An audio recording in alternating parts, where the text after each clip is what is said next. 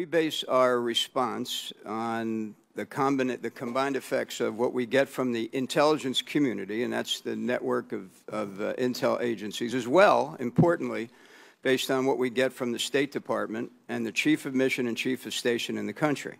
Did you ever get the message that said they could not withstand a sustained attack on the consulate? I was tracking that intelligence. I was tracking through General Did you receive that information? I did, and I saw it. So it didn't bother you? It bothered me a great deal, but why we never didn't you received put forces a request. in place to be ready to respond? Because we never received a request to do so, number one. And number two, you never heard of Ambassador Stevens' repeated warnings about the lack of security? I had, sir, through General Ham, but we never received a request for support from the State Department, which would have allowed us to put forces on the ground. So it's the State Department's fault?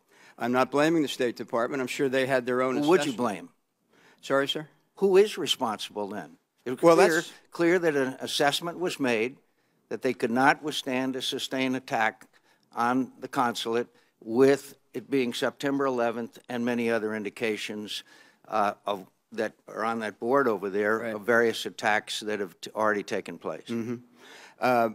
I stand by the report of the Accountability Review Board, but I would also say, Senator, I was also concerned at that time with Sana'a in Yemen, Khartoum, Islamabad, Peshawar, Kabul, Baghdad. We had some pretty significant intel threat streams against those places as well. I've seen some of those estimates, and none of them rose to the level of the threat in Benghazi. Did they rise to that level, that they could not withstand a sustained attack? Yes, they were. They did? Yes, they did.